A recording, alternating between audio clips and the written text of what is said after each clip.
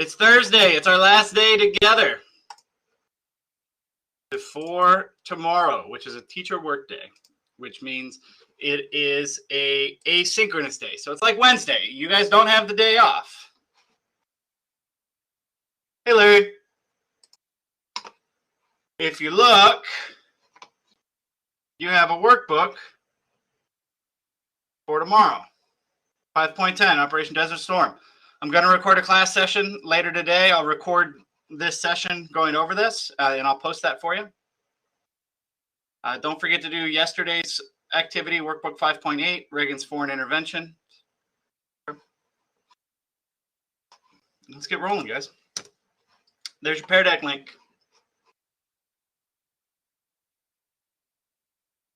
Let's get in on it.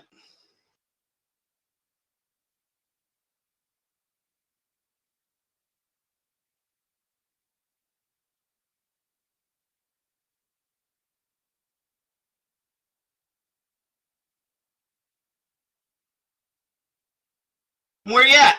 Where's your stress level today? And when I got up, I was like here, because my kid got me up at 4:45, ready to go.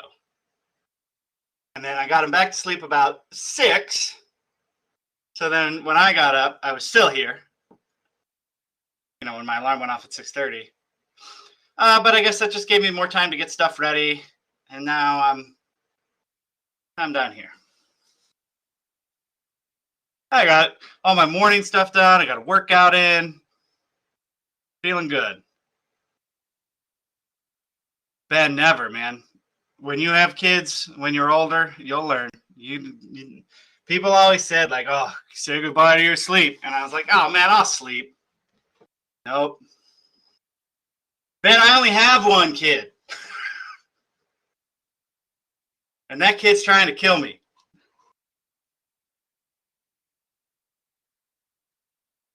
Yeah, my wife's pregnant currently. We'll have 2 kids end of October, early November. But they're not out yet. We don't even know what we're having. So not yet. 4 more weeks, I think we find that out.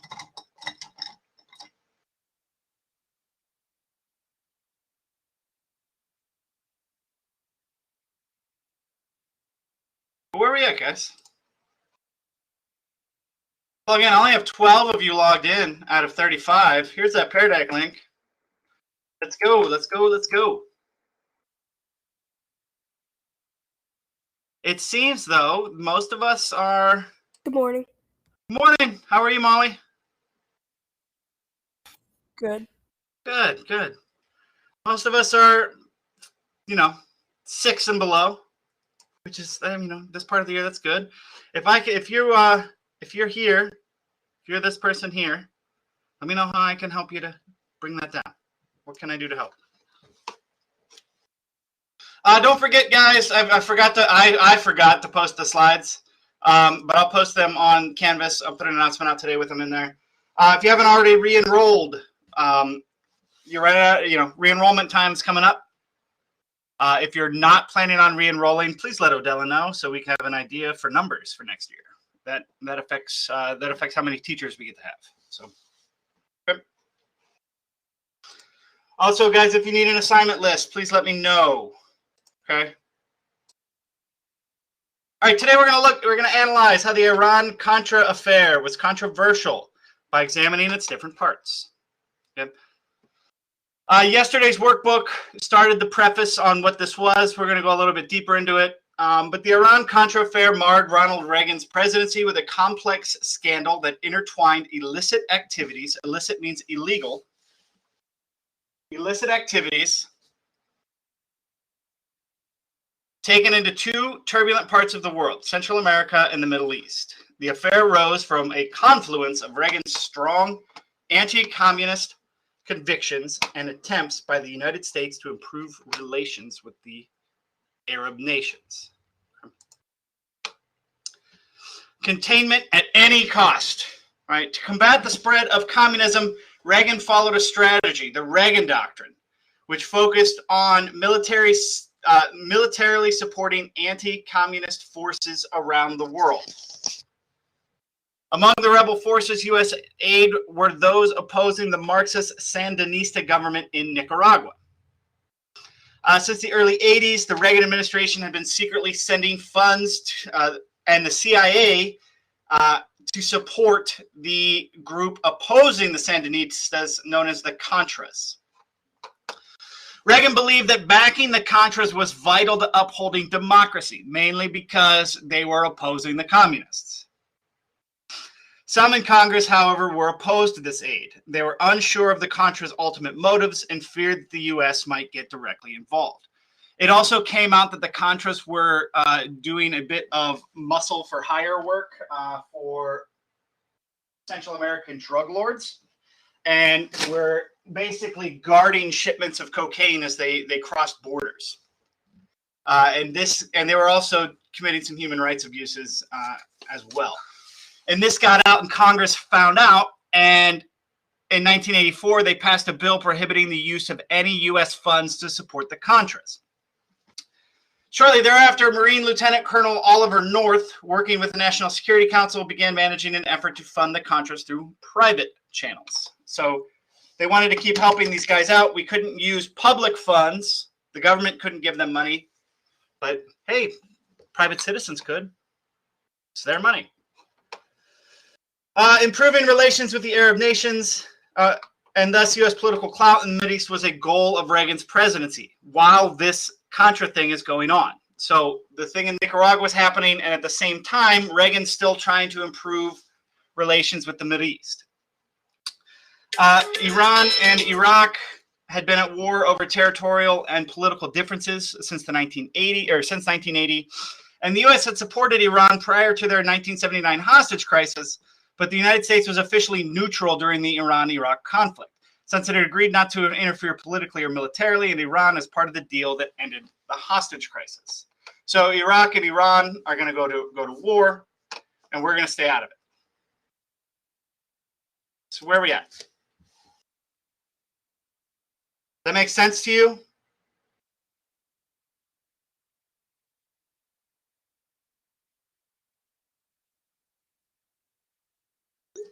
Most of us? Okay, cool. So again, there's two things going on. That's what we need to understand.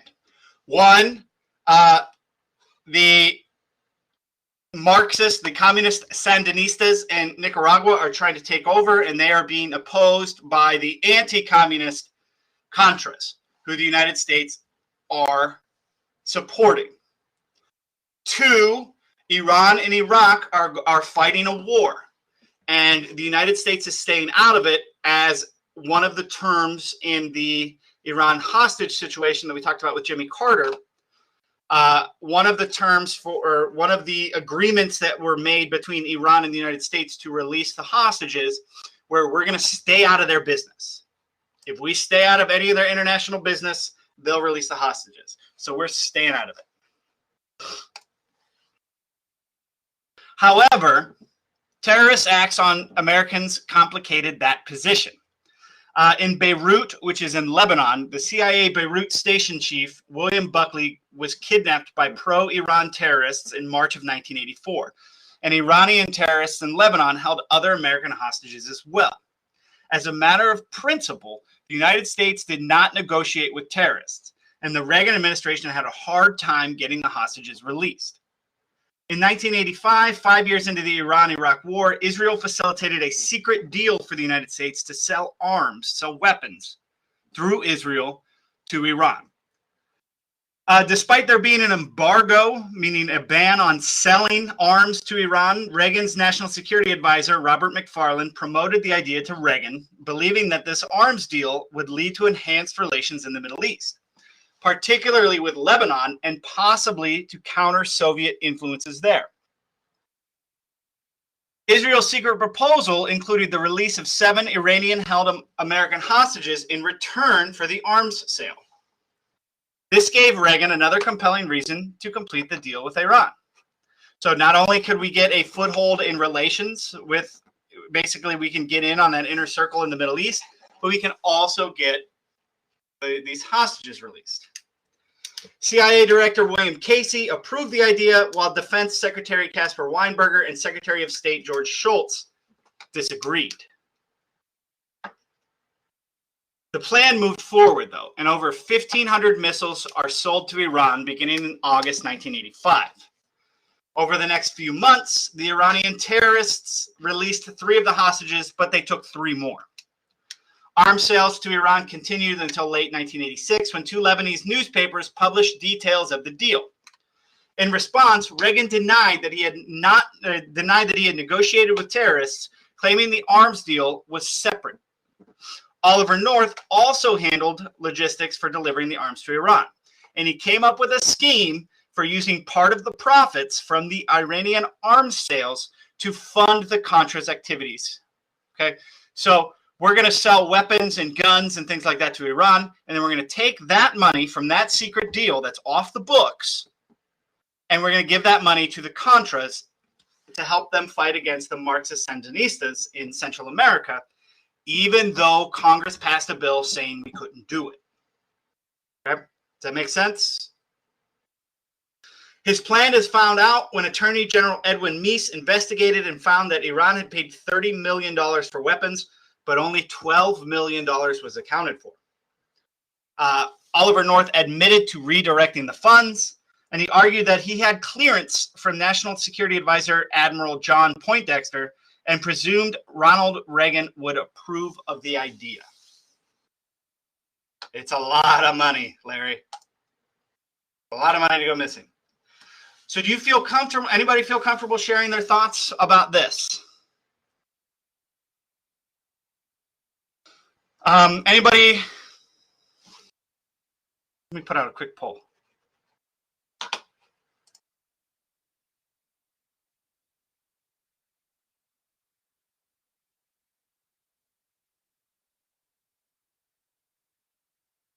It seems super goofy. But anybody ever watch American Dad?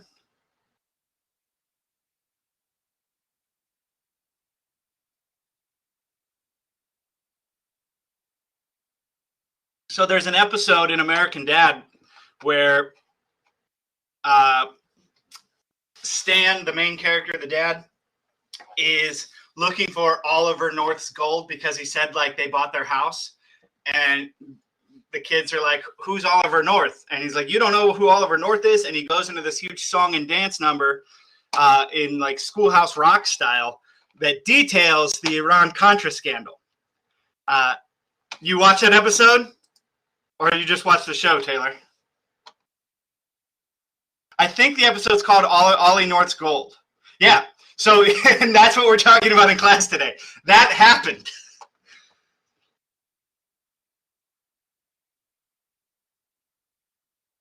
So, you know, if you want to learn about the Iran-Contra scandal in a way that's not super, that's, I guess, pretty entertaining, you can watch that episode of American Dad. Molly, you said you're nervous about sharing your thoughts, but you think you can do it. Do you want to try? What are your thoughts on the Iran-Contra scandal right now?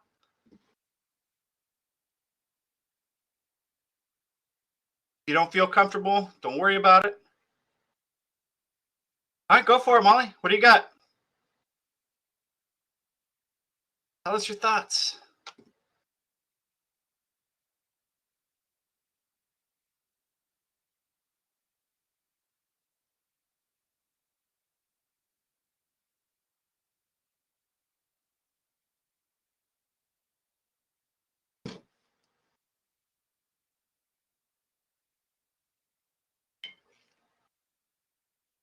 Oh, that's fine, Molly. No worries. No worries.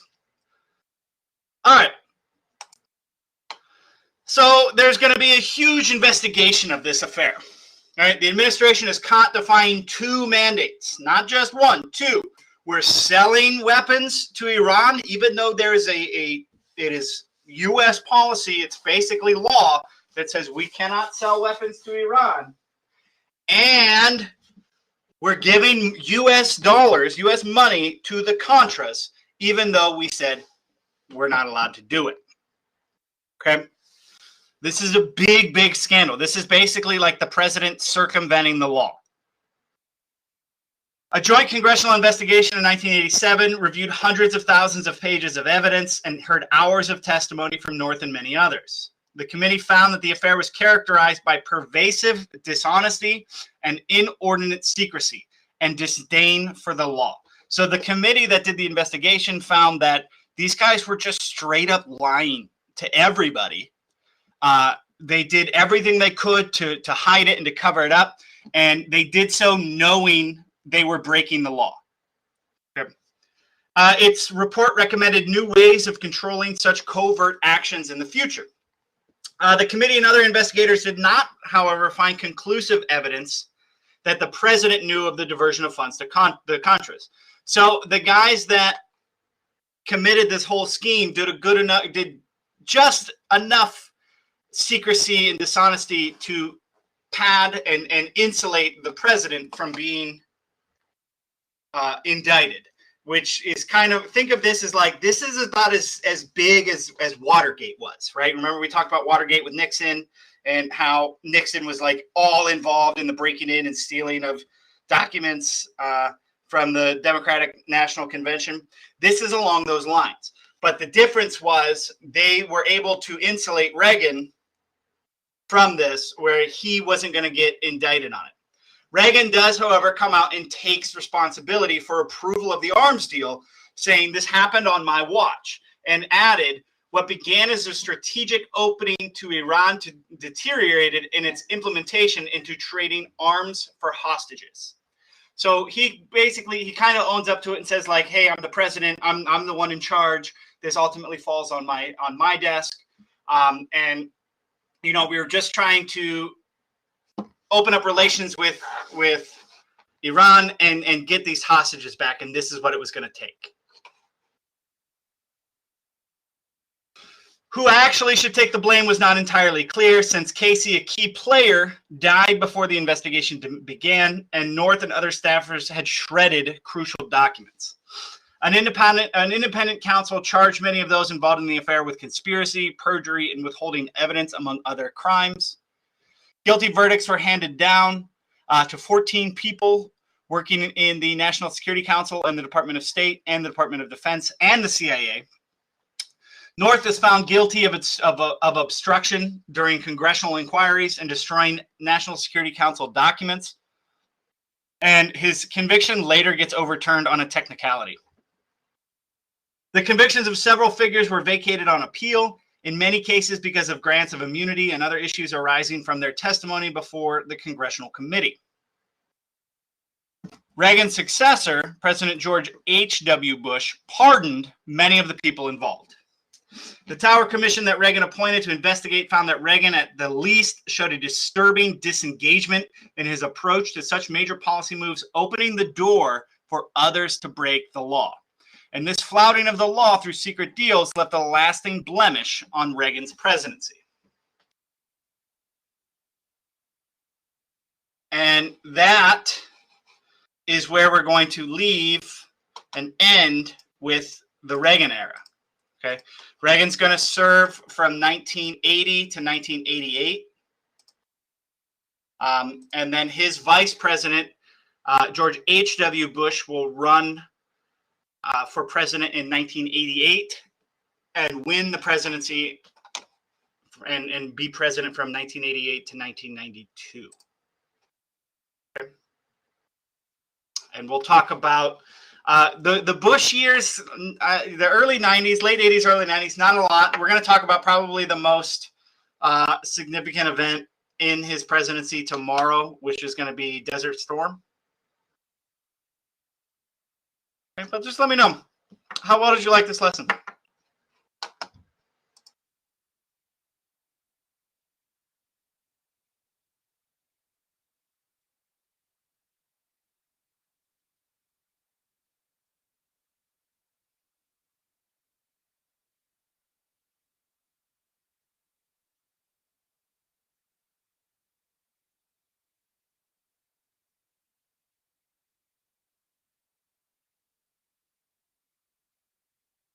All right. Bonus time.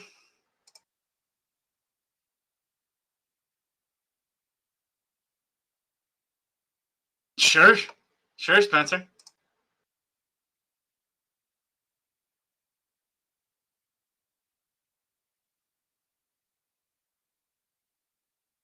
What shirt was I wearing in yesterday's recorded session?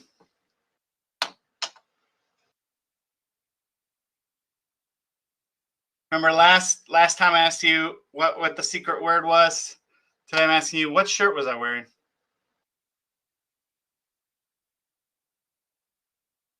I know, Larry. It's a lot of money. $18 million? What kind? Like, describe the shirt.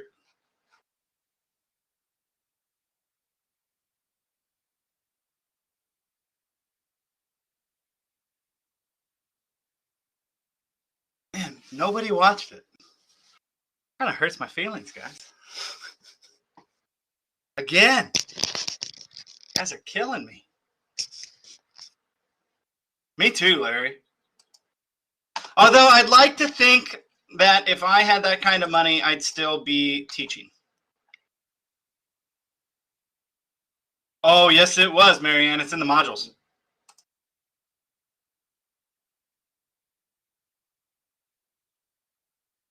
Right there. Up. Wednesday, May 18th, class recording.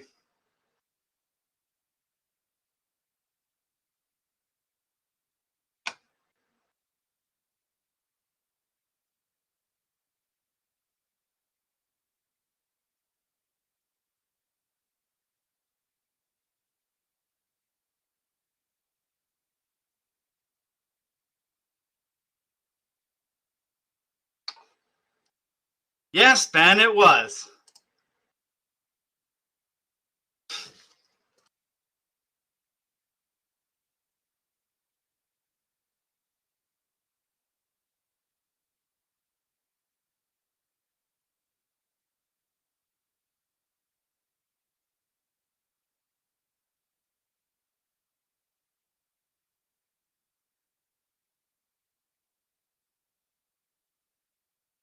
Yeah, Ben. Mark that on there. I'll publish that poll.